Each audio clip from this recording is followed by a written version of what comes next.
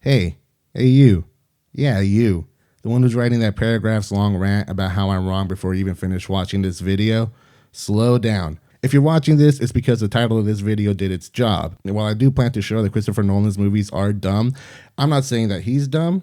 I'm not saying that you're dumb for liking his movies, and I'm not saying that dumb movies are a bad thing. So if you're mad right now, just watch the rest of the video and see how you feel about it by the time it's over. With that out of the way, let's get this bad boy started.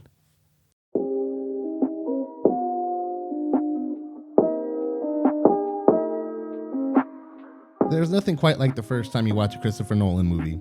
Some of the greatest cinematic experiences in my life have been watching The Dark Knight, Interstellar, and Inception on opening night. There is a tangible love and respect for the art of filmmaking that just oozes out of every inch of every frame of his films. He is ambitious and bold, showing us things we have never seen before and doing it with a distinct style. Make no mistake about it, Christopher Nolan is one of the greatest filmmakers working today, especially considering how big the budgets his crazy original ideas get. And as amazing as that first viewing of a Nolan movie can be, few things in cinema are as disappointing to me as the second time you see a Christopher Nolan movie. Granted, I think a lot of the reasons why his movies tend to fall apart on second watches for me is in no way because of Nolan himself. He seems like a very down-to-earth guy who has a very unique way of thinking about big concepts like time, truth, morality, obsession, regret. Nolan himself is clearly a very smart person, but I'm sure if we were to ask him, he wouldn't consider himself a genius. I don't think he tries to make staggering works of intellectual statements. I think he just wants to make entertaining movies, and in my opinions, he succeeds each time. So if Nolan is great, why do I think his movies don't hold up to repeat viewings? If it isn't Nolan, then who is the problem? Well, if I have to be totally honest here, it's sort of the people who consider him our generation's Kubrick, or who think his movies are deep and complex. And I think people like that are making him worse. See, Nolan is one of the very last of the generation of filmmakers who slowly worked their way up the studio system. He made 2 independent movies that got him enough recognition to make Insomnia, a moderately budgeted studio film that did well enough for him to do Batman Begins, which did well enough that he got to make a dream project of his, The Prestige. And that brought something out of him that allowed him to make the legend that is The Dark Knight. Throughout his first 6 films, you see the Nolan we see today take shape. But ever since The Dark Knight, he sort of stopped growing and has spent the latter half of his career exploring the same ideas in almost the same way. That's because he went from being a promising and rising star among movie geeks to the greatest filmmaker of all time among comic book geeks. And if you can't tell by the current state of cinema, the comic book geeks have more power in cinema than movie geeks do. And this is where my complications with Nolan's films begin. The first time I watch a Nolan movie, it's awesome because I haven't heard the fanboys try to make his movies something they're not. And so watching his movies a second time for me often leaves me befuddled as it is informed by what others have said. And it makes me hard for me to enjoy the movie for what it is because all I can think is, that's what passes for deep and complex filmmaking these days? And I get why some people feel that way. In between all his big action scenes, his characters speak very bluntly and openly about the themes that the movie is dealing with. The basic structure of a Nolan movie is 20 minutes of dialogue that sets up 20 minutes of spectacle. Yet for some reason, the directors that Nolan is often compared to are Kubrick or Tarkovsky, who are known for making slow movies that rarely explore their ideas through dialogue. He isn't Kubrick or Tarkovsky, he's Michael Bay, but like smarter. When Michael Bay first started coming out, he was also a rising and promising director among the film scene. His movies were often celebrated by the top critics of his time, and films like The Rock and Armageddon are even on the Criterion Collection. He also moved his way up the Hollywood ladder by making increasingly bigger budgeted movies until he peaked with Transformers. And after that, he stopped growing as a director, and now all his movies are about patriotism, military fetishism, babes, guns, and explosions. Michael Bay also structures his films with long sequences of dialogue that serve only to set up the following long sequences of action. But his movies are more like 10 minutes of dialogue followed by 20 minutes of action. Now keep in mind, I love the early Michael Bay movies, well, most of them. And I don't think that he is as good of a director as Nolan, but he is far more comfortable with letting his movies be dumb. Whereas Nolan fills his movies with dense and technical dialogue so that they seem smarter than they really are. And to really understand why their movies are so similar, we have to understand what a director even does.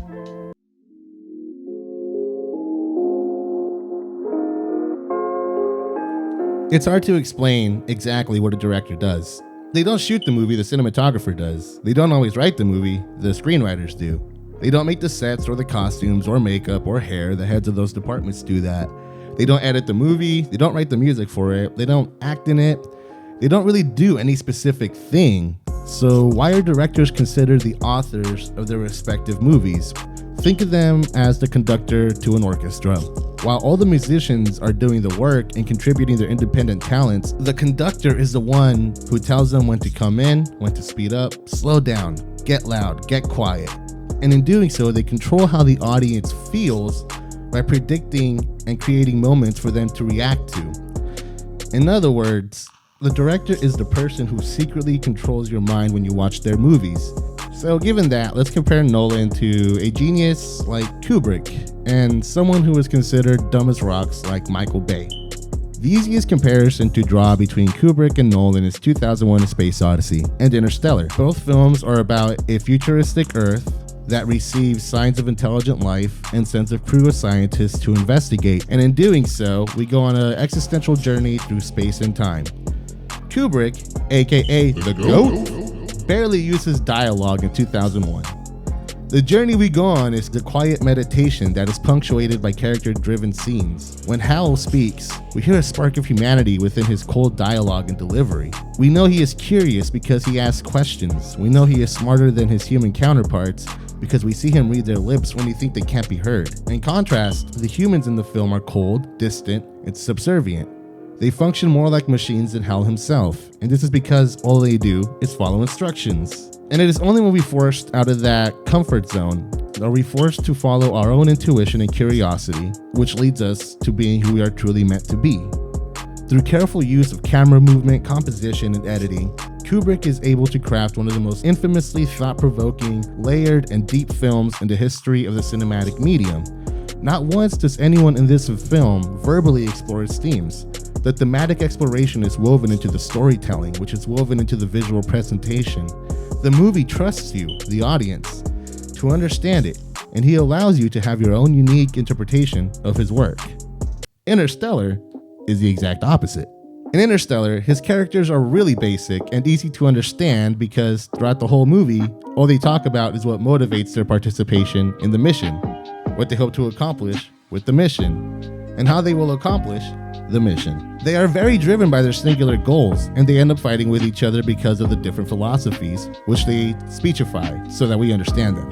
And while the big scenes of spectacle are shot with great care and grandiosity, the rest of the movies is shot with handheld or standard blocking techniques. In doing so, the movie becomes about the movie's plot. Any interesting ideas like time dilation are only really there as a plot device. And so there are only a few things you can really take away from it. And those things are spoken out loud by the characters throughout the movie. So in the end, all you can really do is either understand the movie or not. And there really isn't much else to talk about outside of that. Now let's compare that to Michael Bay's Armageddon. In Armageddon, his characters are handled with all the depth and care of a 5-year-old's drawing of his dog. They are as complicated as single-cell organisms, and the plot is dumb as all hell. And because of that, Bay just plays into the movie's tone. His characters are also driven solely by the function of the plot, and they are no more deep than any of the characters in Interstellar. Hell, the main thing that motivates both protagonists in these movies is their desire to return to their daughters, which leads them both to make a grand sacrifice in order to save them. The difference is that Armageddon doesn't try to convince the audience that it is any deeper than it is. The dialogue is basic, the comedy is sitcom level, the dramatic moments are handled with all the cinematic grace of an unwanted erection. It gets its spectacle right, and the action scenes are awesome, but just like Nolan, his dialogue sequences are shot with basic blocking and handheld. And because of all this, no one pretends that there is anything to pick at or talk about, and we watch it and either enjoy it for the dumb spectacle it is, or we trash it for being so stupid. But the movie itself doesn't ask the audience to think too much, because the movie isn't going to pay off any serious consideration the audience may give it. Now, I'm not saying that Nolan is dumber than Kubrick or smarter than Bay. I'm saying that since he has such a tight control on what the audience takes away from his work and how they view it, you can't really call his movies intellectual. I'm someone who talks movies a lot with people. And whenever we talk about Kubrick movies, the conversations always get really philosophical, not just about his movies, but about life itself. But when I talk about Christopher Nolan movies, the conversation is pretty much just about the movie and the plot and how it's put together. Debating the ambiguity of the top of Inception is probably as complicated as these conversations get. They're fun conversations and all, but they're not intellectual to any degree. Despite my criticisms, I want to reiterate that I like his work, and I think he is a genuinely gifted director, one of the best working today. But as a writer, well...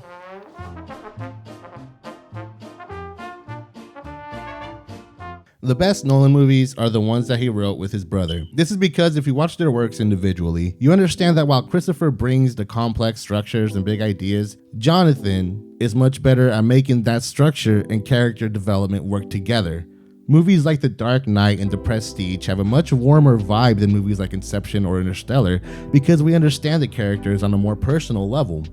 There are still some obvious verbalizations of motivation and theme, but they aren't as persistent as Nolan's solo scripts. Without Jonathan's ability to marry character development with theme, Christopher Nolan falls back on a very bad habit to compensate: constant exposition. Exposition sucks. It's necessary, but it sucks. To Nolan's credit, as a director, he's able to shoot his exposition scenes in a way that they never feel like exposition scenes, but ultimately, that is what they are. Exposition tends to slow your stories down, and also they tend to break the show don't tell rule of storytelling. So if you're gonna use it, you want to get it out of the way as quickly as possible so that your story can unfold. The best example of exposition I can think of is the opening of The Lord of the Rings, which is 10 minutes of exposition. It's stylistic and it gets out of the way. Compare that to Inception, where the character of Ariadne is there specifically to serve as an audience surrogate to be exposited to, literally, all the way until the third act. Something to consider is that while Nolan does get a lot more control than most directors in the Hollywood system, he still is in the Hollywood system. Ultimately, if you want to make a movie like Inception with a budget that large, you're gonna need a character like Ariadne because the majority of the people that are going to see it aren't the movie buffs who are well versed in the works of Kubrick or Tarkovsky or Bergman or McGee. They're the people who go see Transformers and Marvel movies, and that's about it. You can't put $200 million into a movie with the subtlety and nuance of 2001: A Space Odyssey, a movie that is known to put a lot of people to sleep, and expect to make a profit. You can make a movie that is structurally complex enough to dizzy the audience, and that may feel intellectually challenging, but that winds up making his movies feel more like story-driven puzzles than story-driven films.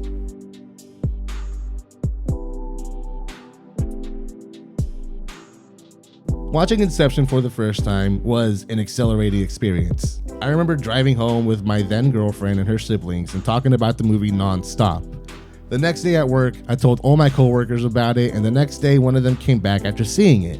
And then we started talking, and I realized that I was having the exact same conversation I had in the car with my girlfriend and her siblings. Did the top fall? It's about making a movie.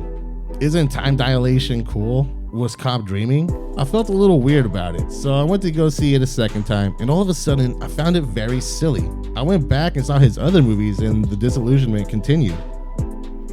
For a while, I felt like I was a little deceived, because all his movies were much shallower than I initially thought. And not just that, but how sloppy he can be as a writer. I realized that his most undervalued talent as a director is casting actors who are so damn good that they feel like there is more to these characters than there really is on the page. For a while, I was a Nolan hater. Not because of his movies, but because everyone kept telling me he was brilliant, that he was the next Kubrick, and as someone who considers Kubrick the GOAT and a personal hero, I got really offended and defensive about that. I got sick of people trying to convince me that a movie is good, not because of how well it tells its story, but because of how complex the structure of it is. I'm not gonna lie, I got a little bitter. But then I watched Dunkirk, and no, I haven't seen Tenet yet, but I've read the spoilers, and Oh my God! that ending sounds... I gotta see that ending, but I'm not gonna risk my life for it. Anyways, back to Dunkirk. It is Nolan playing to his strengths. It is a straight up action movie, and it works so much differently than his other movies. By not trying to write complex characters, he gets to focus on what he clearly loves: visual storytelling, spectacle, and of course, time manipulation.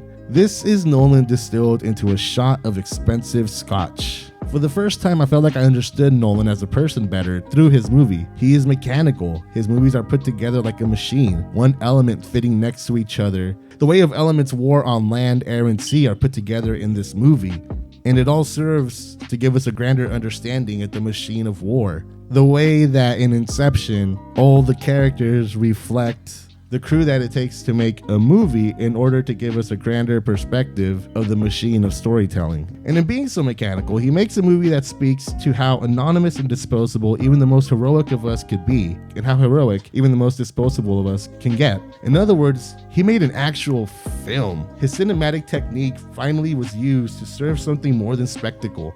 Without having to rely on expository dialogue, the people in his movies were more engaging on a personal level. Dunkirk, on an intellectual level, doesn't really have much more going on than any of his other movies. The most complex thing about it is the use of time, which is pretty easy to understand. The difference is that gone is all the exposition and grandiose speeches about love and truth and justice that introduce ideas into the script that Nolan doesn't explore as a director. And with that understanding, I can go back and enjoy his movies for the freshman philosophy major Michael Bay movies they are. I no longer see the people who think he is a genius as annoying fanboys. They just like their spectacle with a gamey puzzle-like element attached to it. And as I got older, I learned to love movies for what they are, whether they be the intensely emotional brutality of Lars von Trier or the goofy fun of something like Sex Drive. It's very rare I watch a movie that has nothing to appreciate. And I'm glad that I can enjoy Christopher Nolan movies again, because the dude is amazing, but he doesn't make intellectual movies. He makes smart sounding dumb action movies. And you know what? That's okay. Frankly, if there is an intellectual director in Nolan, giving him so much credit for so little isn't gonna bring the intellectualism out of him. And if there isn't some grand intellectual work brewing inside him, who cares? He is amazing at what he does already. So, let's change the dialogue here a bit. Christopher Nolan isn't trash. He also is not a brilliant intellectual as a director. His movies are really great puzzles, and puzzles are fun, but once you put a puzzle together, what is there to talk about? Thank you for watching our video essay today. Let us know what you think below. If you're still mad, check out one of my movies and give them a critical beatdown if you want. Just make sure to like this video if you like it and subscribe to this channel. We have podcasts and short films, so check out the channel. All that said, I've been Ed. You've been awesome. Have a great day.